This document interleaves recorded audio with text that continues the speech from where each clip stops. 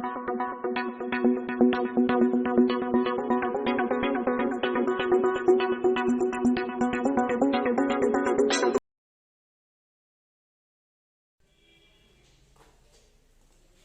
in another video of Mastermind Public School online classes, and today's video is about class 12 biology, and we are studying about chapter number 2, that was sexual reproduction in flowering plant यानी कि पुष्पीय पादपों में लैंगिक जनन। तो इसके previous 4 parts आप ऑलरेडी देख चुके हैं और इसमें 5th पार्ट में हम रिमेनिंग पार्ट डिस्कस कर रहे हैं।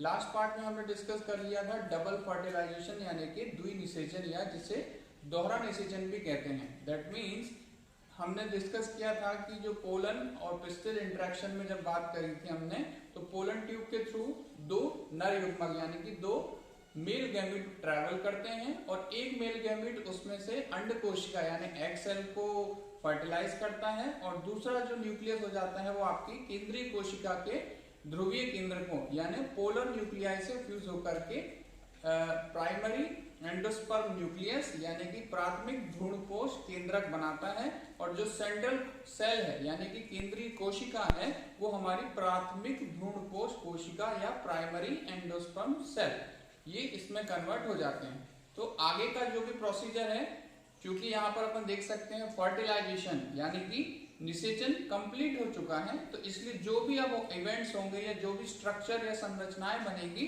वो फर्टिलाइजेशन के बाद बन रही हैं।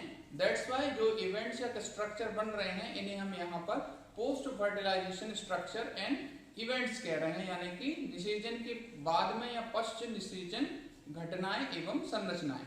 तो यहाँ पर आप देखेंगे सबसे पहले तो हमने बात करी है सेंट्रल सेल यानी कि जो केंद्रीय कोशिका है। ये यहाँ पर मैंने पूरा नहीं डायग्राम बनाया, खाली अपना एम्ब्रियो सैक यानी कि भ्रूणकोश का डायग्राम बनाया है एम्ब्रियो सैक का आफ्टर फर्टिलाइजेशन यानी कि फर्टिलाइजेशन के बाद वाला।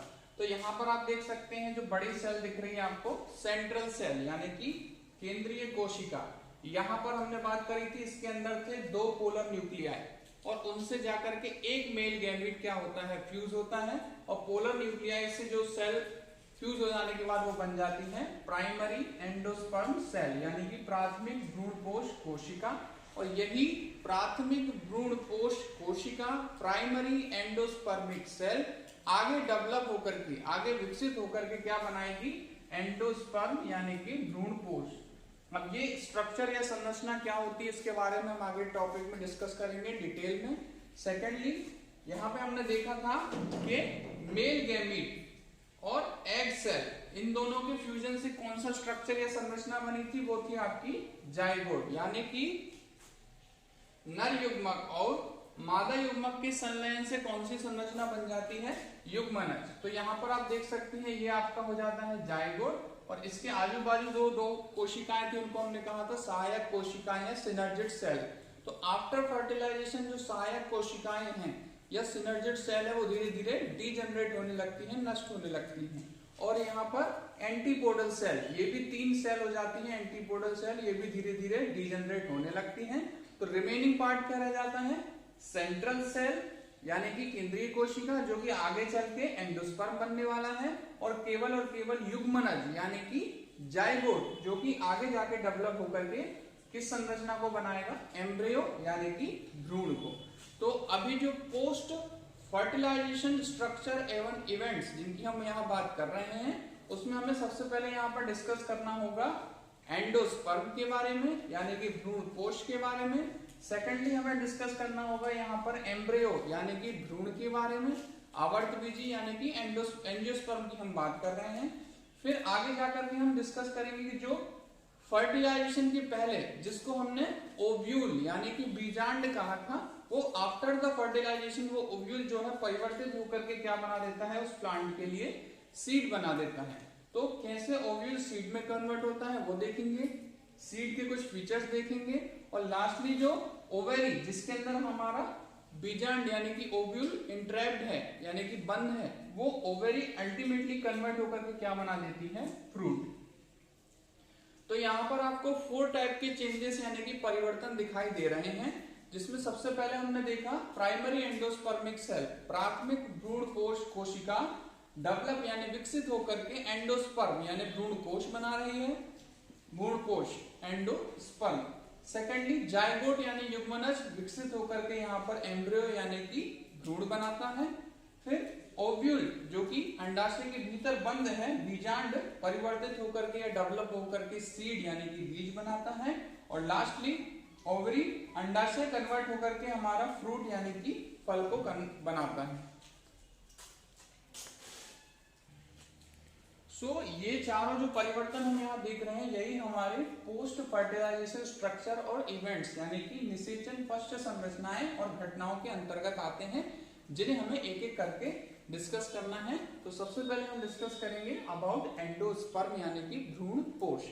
इसके पहले के इवेंट आपको अच्छे से पहले याद होने चाहिए, देखे हुए होने चाहिए, बुक में एक बार अच्छे से स्टडी करें, वीडियो को देखिए, पार्ट 4 वीडियो को, जिसमें हमने फर्टिलाइजेशन और या मोस्ट प्रोबेबली कहें डबल फर्टिलाइजेशन की जो हमने बात कही थी उसको आपको ध्यान में रख करके बात करनी है।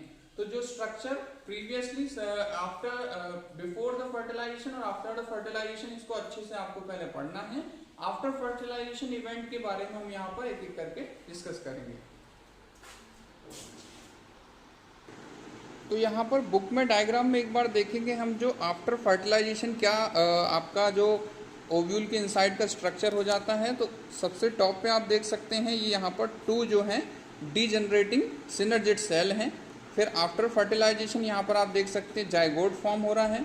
फिर ये कंप्लीट जो आपकी सेंट्रल सेल है और ये आपके polar nuclei after the fusing of male gamete, तो ये हो जाता है प्राइमरी एंडोस्पर्म न्यूक्लियस, जो कि हमने पहले भी बात करी थी कैसा हो जाता है, ट्रिप्लॉइड यानी कि त्रिगुणित।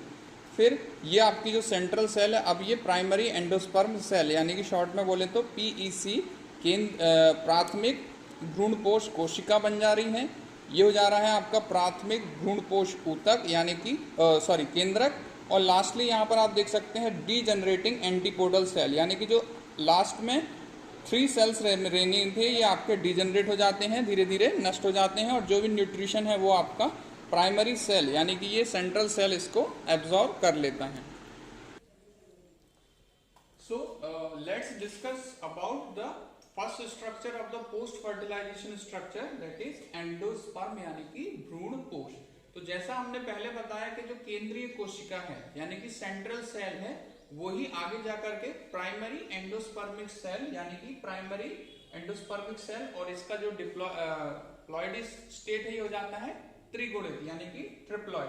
प्राथमिक भ्रूणपोष कोशिका, इसमें क्या होता है, बार बार डिवीजन होता है, यानी सेल टाइम एंड अगेन क्या करती है, बार बार डिवाइड होती है, तो विभाजन बार बार होता है और एक सेल से बहुत सारे सेल या ग्रुप ऑफ सेल बन जाते हैं, जिसे आगे जाकर अपन ट्रिप्लॉइड एंडोस्पर्मिक टिश्यू यानी कि त्रिगुणित भ्रूणपोष ऊतक बन जाता है। टिश्यू के बारे में आप 11th क्लास में पढ़ चुके हैं, जैसा कि आपको पता होगा, group of cell structurally and functionally similar and perform a specific function and similar in origin called as a tissue. तो यहाँ पे आप देख सकते हैं प्राइमरी एंडोस्पर्म सेल ही डिवाइड होकर के क्या बनाती है, प्राइमरी आपका एंडोस्पर्मिक टिश्यू, जो कि कैसा हो जाता है, ट्रिप्लॉइड यानी कि त्रिगुणित।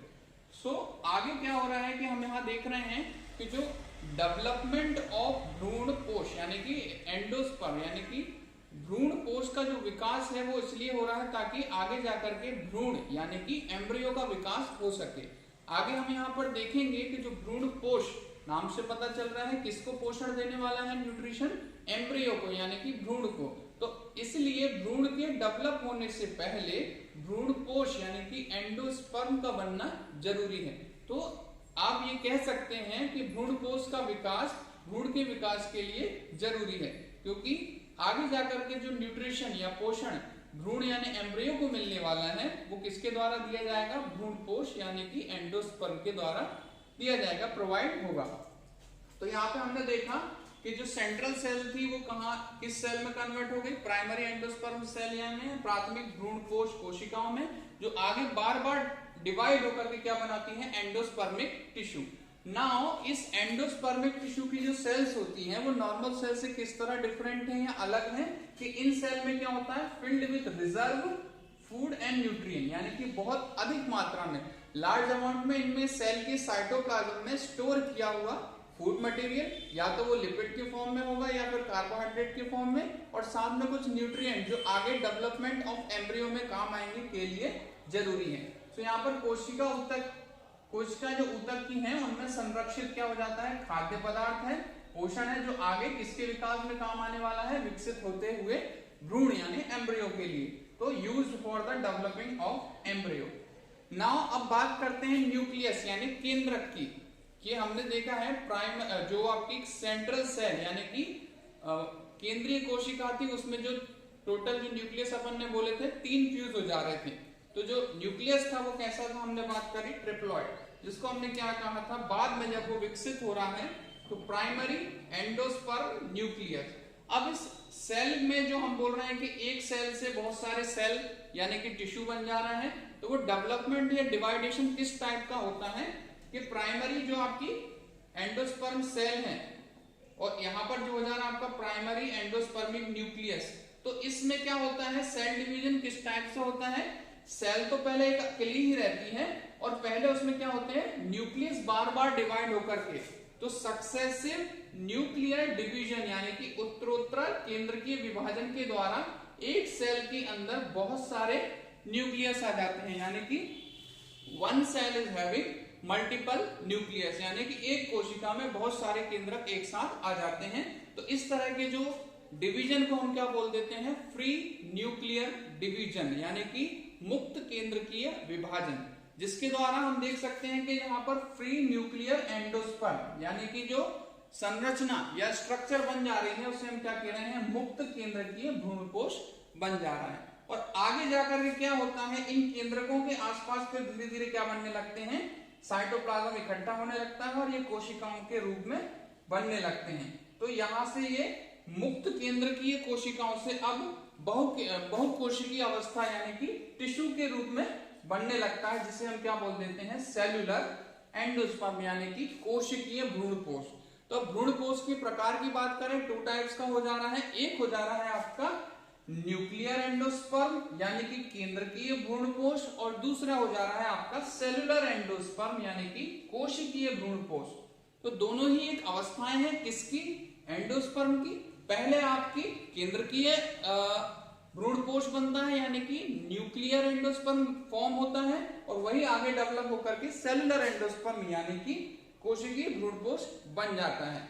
फॉर एग्जाम्पल आप जैसे देख सकते हैं इन केस ऑफ कोकोनट यानी कि नारियल में हम जो देख रहे हैं अंदर जो नारियल पानी है, वो नारियल पानी एक तरह से क्या है, वो मुक्त केंद्रकीय भ्रूणकोश का उदाहरण हो जाता है। It is a example of a free nuclear endosperm. और नारियल की जो आप गिरी या फिर आप जो कर्नेल खा रहे हैं, व्हाइट पार्ट जो आप खा रहे हैं, वो उसका सेल्यूलर एंडोस्पर्म हो जाता है यानी कि ये कोशिकीय भ्रूणकोश हो जाता है।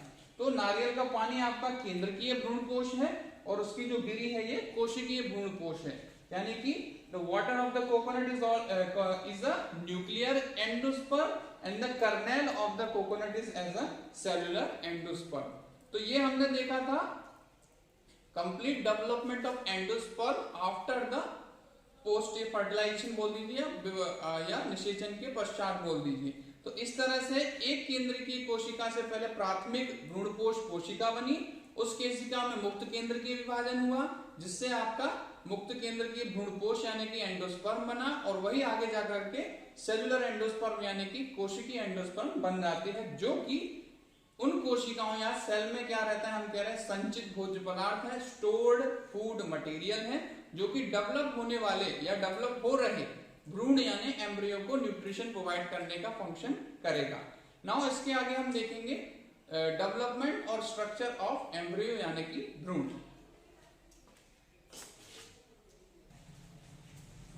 So now discuss about the second important structure after the fertilization, जिसको हम बोल रहे हैं भ्रूण और इंग्लिश में कह रहे हैं एम्ब्रियो। तो जैसा कि हमने पहले भी बात करी थी, भ्रूण या एम्ब्रियो जो है युग्मनज यानी कि जाइगोट से डेवलप होता है, और हमने जब फर्टिलाइजेशन पढ़ रहे थे तो हमने एक घटना जो देखी थी कि जहां पर आपका ये ओव्यूल यानी कि बीजांड जो है, और ये आपका न्यूसेलस यानी कि आपका भ्रूण कोश यानी कि एम्ब्रियो सैक हमने कहा था कि आपके 2 एंड हो जाते हैं, एक हो जाता है बीजांड द्वारी क्षेत्र और दूसरा हो जाता है चलेजल एंड। तो माइक्रोपाइलर एंड और चैलेंजर एंड। तो यहाँ पर जायगोट या युग्मनज से जो एम्ब्रियो यानी कि भ्रूण बन रहा है वो आपका माइक्रोपाइलर एंड यानी कि बीजांड द्वारी क्षेत्र में आपका जो युग्मनज है वो भ्रूण में परिवर्तित होता है। तो यहाँ पर आगे जो स्ट्रक्चर हमें देखना है डेवलपमेंट ऑफ एम्ब्रियो में, तो यहाँ पर सबसे पहला स्टेज जो हम बात कर रहे हैं ये अपन इनसाइड द एम्ब्रियो सैक यानी कि बीजांड के अंदर एम्ब्रियो सैक है और वहां पर डेवलपमेंट हो जा रहा है किसका, युग्मनज से क्या बन रहा है आपका भ्रूण। तो जैसा कि आपको पता है युग्मनज एक अकेली कोशिका है जिसमें एक केंद्रक है जो कि डिप्लॉयड यानी कि द्विगुणित हो जाता है और यही आगे जाकर कर विभिन्न अवस्थाओं से विकसित होते हुए परिपक्व भ्रूण यानी कि मैच्योर एम्ब्रियो के फॉर्म में डेवलप होता है। तो एक एक करके ये स्टेजों की बात हम कर रहे हैं। नॉर्मली जो आवर्त बीजियों की हम बात कर रहे हैं, एंजियोस्पर्मिक प्लांट की जो हम बात कर रहे हैं, इसमें दो टाइप के प्लांट हो जाते हैं। एक हो जाते हैं मोनोकॉट्स यानी कि एक बीजपत्री और दूसरे हो जाते हैं द्विबीजपत्री यानी कि डायाकॉट्स। तो डेवलपमेंट ऑफ एम्ब्रियो यानी कि जो भ्रूण का विकास है जो प्राइमरी स्टेज है यानी कि प्राथमिक अवस्थाओं में दोनों में लगभग एक समान विकास होता है। फिर कुछ अवस्थाओं के बाद द्विबीजपत्री और एक बीजपत्री में परिवर्तन आ जाता है। ठीक है, तो पहले हम एक कॉमन डेवलपमेंट की स्टेज देख लेते हैं एम्ब्रियो की और उसके बाद हम देखेंगे कैसे द्विबीजपत्री में अलग प्रकार से विकास हो रहा है और एक बीजपत्री यानी कि मोनोकॉट्स में कुछ अलग डिफरेंट तरीके से डेवलपमेंट हो रहा है। तो पहला स्टेज अपन बात करते हैं यहाँ पर युग्मनज से जब ये सिंगल सेल पहले डिवाइड हो जाते हैं, डबल सेल स्टेज आ जाती है जिसे हम यहाँ पर कह रहे हैं प्रो एम्ब्रियो यानी कि प्राक भ्रूण। तो भ्रूण के विकास में सबसे पहली स्टेज जो अपन बात कर रहे हैं प्रो एम्ब्रियो। अच्छा, सामान्यतः आपको ये पता होना चाहिए कि जो प्लांट में एम्ब्रियो का डेवलपमेंट तभी स्टार्ट होता है जब भ्रूण कोश यानी कि एंडोस्पर्म कुछ मात्रा में बन चुका हो, क्योंकि हमने बात करी थी कि एंडोस्पर्म ही वो टिश्यू है जो आगे जाकर के भ्रूण को डेवलप होने के लिए हेल्प करेगा, क्योंकि उसी के सेल में हमने बात करी थी स्टोर फूड मटेरियल, संरक्षित भोज्य पदार्थ जमा था। तो मोस्ट ऑफ द प्लांट में डेवलपमेंट ऑफ एम्ब्रियो यानी भ्रूण का विकास कुछ मात्रा में एंडोस्पर्म यानी भ्रूण कोश बन जाने के बाद ही शुरू होता है। तो सबसे पहली अवस्था आ जाती है प्रो एम्ब्रियो कंडीशन। देन आपकी आ जाती है यहाँ पर गोलाकार भ्रूण यानी कि ग्लोबुलर एम्ब्रियो। तो ग्लोबुलर एम्ब्रियो में आप देख सकते हैं कि पहली जो ऊपर की सेल थी ये यहाँ पर जो हमने बोला विभाजन हुआ वो अनइक्वल हुआ, एक छोटा सेल बन जाता है और दूसरा अदर सेल, और जो बड़ा सेल है वो आपका कंटिन्यूअसली यहाँ पर बना रहता है और यहाँ पर सेल कंटिन्यूअसली डिवाइड होकर के ये लेंथ में यानी लंबाई में वृद्धि करती रहती है। तो यहाँ पर ये आप देख सकते हैं गोलाकार क्यों कह रहे हैं, क्योंकि यहाँ पर ये एक हॉकी का आपका क्या बोलते हैं जो गोल्फ का क्लब है उसके जैसा हो जाता है, इसलिए अपन बोल रहे हैं इसे गोलाकार भ्रूण यानी कि ग्लोबुलर एम्ब्रियो। फिर इस ग्लोबुलर एम्ब्रियो में आगे और विकास हो जाता है सेकंड स्टेज में अपन बात करें तो यहाँ पर ये परिवर्तित हो जा रहा है हार्ट शेपेड एम्ब्रियो यानी कि हृदयाकार भ्रूण में। तो हृदयाकार भ्रूण में यहाँ पर आप एक संरचना बनती हुई देख सकते हैं जिसे हम कहते हैं निलंबक या फिर सस्पेंसर, जो कि नीचे के जो भाग है जो आपको दिख रहा है हार्ट शेप है, इस भाग को पुश करने या फिर एक तरह से धकेलने का काम करते हैं, या आप कह सकते हैं इसकी सहायता से ही ये इस मुख्य संरचना से जुड़ा हुआ रहता है। आगे ये संरचना heart shape embryo completely develop होकर के परिपक्व यानी कि मैच्योर एम्ब्रियो यानी कि परिपक्व भ्रूण में परिवर्तित हो जाती है और इसमें आप कुछ संरचना या स्ट्रक्चर देख सकते हैं। तो सस्पेंसर आपकी जगह एज इट इज है और यहाँ पर एक group of cells, special group of cell develop हो जाता है यहाँ पर, जिसे हम बोल रहे हैं मूलांकुर या फिर इंग्लिश में रेडिकल। तो रेडिकल या मूलांकुर एम्ब्रियो का वो पार्ट है जो फ्यूचर में जहां से प्लांट की रूट यानी कि जड़ डेवलप होगी यानी कि रूट विकसित होगी। फिर यहाँ पर आपको दो फ्लैप लाइक स्ट्रक्चर देख रहे हैं, ये हो जाते हैं हमारे कोटिलेडन यानी कि बीज पत्र, यानी कि वो पार्ट जिसमें कि सीड का स्टोर फूड मटेरियल रहेगा। और इन दोनों बीज पत्रों के बीच में special type of cell group हो जाता है जिसे हम बोल रहे हैं प्लीम्यूल या प्रांकोर, जहां से आगे जब सीड का क्या होगा विकास होगा या एम्ब्रियो जब डेवलप होगा, जब सीड का क्या होगा जर्मिनेशन यानी कि अंकुरण। तो सीड के अंकुरण या जर्मिनेशन के समय यहाँ से प्लांट की तना यानी कि स्टेम वाला पार्ट विकसित होगा। तो मूलांकुर से हम बोल रहे हैं जड़ यानी कि रूट विकसित हो रही है, और प्रांकुर यानी कि प्लूम्यूल वाले पार्ट से आपकी स्टेम यानी कि तना विकसित हो रहा है, और ये जो भाग है ये आगे जाके आपके कॉटिलेडन यानी कि बीज पत्र बन जाएंगे। तो आप यहाँ पे देख सकते हैं कि इस अवस्था में यानी कि आपकी ये ए, बी और सी स्टेज के बाद आपका थोड़ा सा चेंजेस आना शुरू हो जाता है। किस कंडीशन में? अगर वो डाइकॉट होगा तो अलग प्रकार से डेवलपमेंट होगा, और अगर मोनोकॉट यानी कि एक बीज पत्री है तो कुछ अलग प्रकार से डेवलपमेंट होगा, क्योंकि बीज पत्र डाइकॉट में 2 हो जाते हैं और मोनोकॉट में केवल एक ही हो जाता है, जिसे हम क्या बोलते हैं? स्क्यूटेलम। ठीक है, तो ये डेवलपमेंट कैसा चेंजेस आते हैं उसको हम अलग अलग यहाँ पर आपके बुक में डायग्राम गिवन है। मोनोकॉट का आपका एम्ब्रियो और डाइकॉट का एम्ब्रियो के डिफरेंट डायग्राम अवेलेबल है, उनको एक बार अपन देख लेते हैं। नाउ यहाँ पर आपको दोनों एंजियोस्पर्मिक प्लांट में 2 टाइप के प्लांट हमने कहा था, डाइकॉट यानी कि द्विबीजपत्री और मोनोकॉट यानी कि एक बीजपत्री। तो दोनों प्रकार के जो प्लांट्स में हम बोल रहे हैं डेवलपमेंट ऑफ एम्ब्रियो यानी भ्रूण का विकास अलग अलग तरीके से हो जाता है। एक अवस्था यानी स्टेज के बाद शुरुआती अवस्थाएं या स्टेज दोनों में हम बोल रहे हैं सिमिलर है, समान है, लेकिन उनमें कुछ डिवाइडेशन यानी डिफरेंशिएशन यानी अंतर आ जाते हैं। तो किस तरह से आगे जाकर के उनके जो भ्रूण है डेवलप हो रहे हैं और कैसे वो भ्रूण सीड के अंदर यानी कि ओव्यूल के अंदर जो कि आगे जाकर के सीड बनने वाला है में डेवलप हो रहे हैं। तो यहाँ पर आपको एक प्रारूपी या टिपिकल डाइकॉट एम्ब्रियो यानी कि डाइकोटिलेडन एम्ब्रियो यानी द्विबीजपत्री भ्रूण की संरचना आपको देखने को मिल रही है। तो यहाँ पर एक्चुअली में इसको आप दूसरे तरीके से भी बना सकते हैं। आप इसको अगर पूरा वर्टिकली बना दें तो यहाँ पर एक पार्ट हो जाता है जिसको हम बोल रहे हैं प्लूम्यूल यानी कि प्रांकुर। तो प्रांकुर के ऊपर का जो भी पार्ट है इसको अपन प्रांकुर या प्लूम्यूल समझ लें, तो ये आपका कहता है एपिकोटाइल।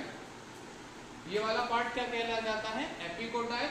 और इसके नीचे का जो भी पार्ट हो जाता है प्लूम्यूल के नीचे जो भी हो जाता है ये हो जाता है आपका हाइपोकोटाइल।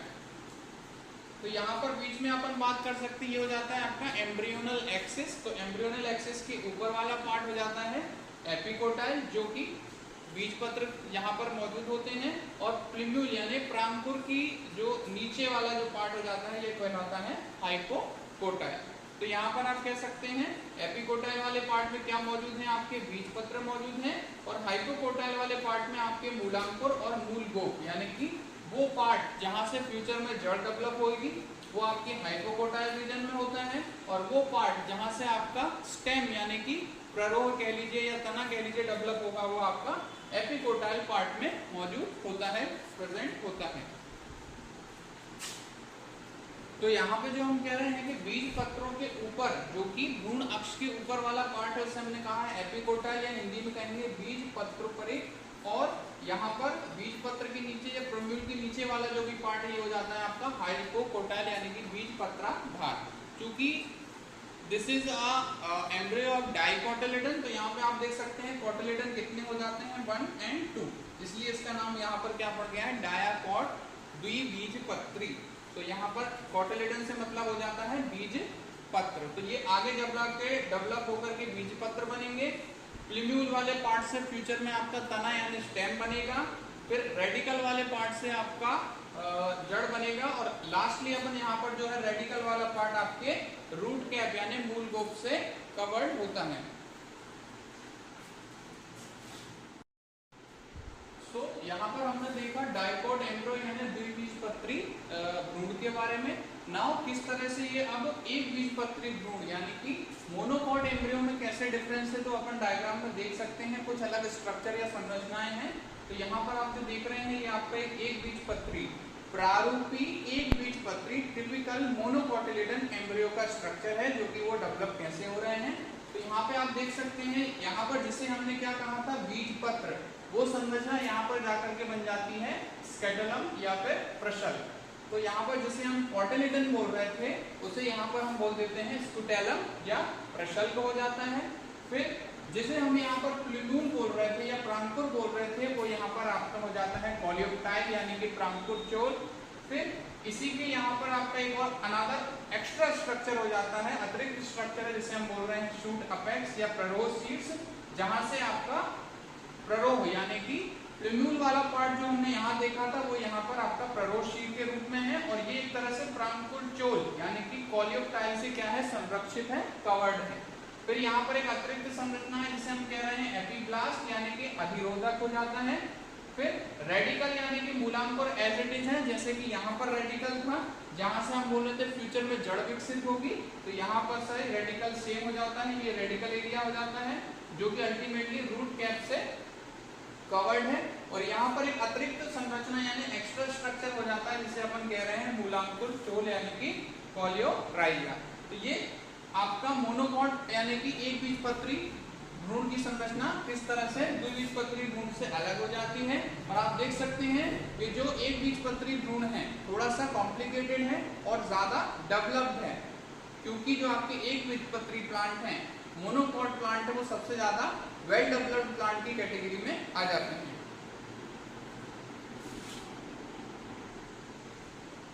तो यहाँ पे हम अभी जो डिस्कस कर रहे थे, ये हमारा भ्रूण यानी डायकोट के बारे में डिटेल स्ट्रक्चर था। दोनों के अलग अलग टाइप हमने देखे, द्विबीजपत्री में और एक बीजपत्री में, कैसे इनमें थोड़े से अंतर यानी कि डिफरेंसेस आपको देखने को मिलते हैं।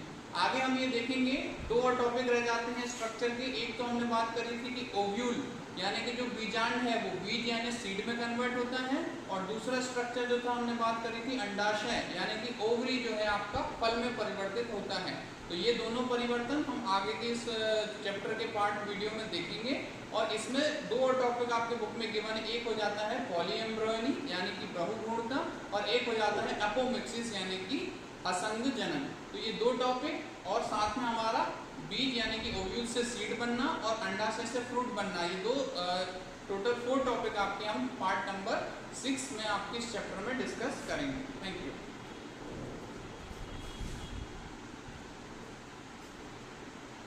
Thanks for watching today's video, and kindly do subscribe our channel and like and share our videos and study well.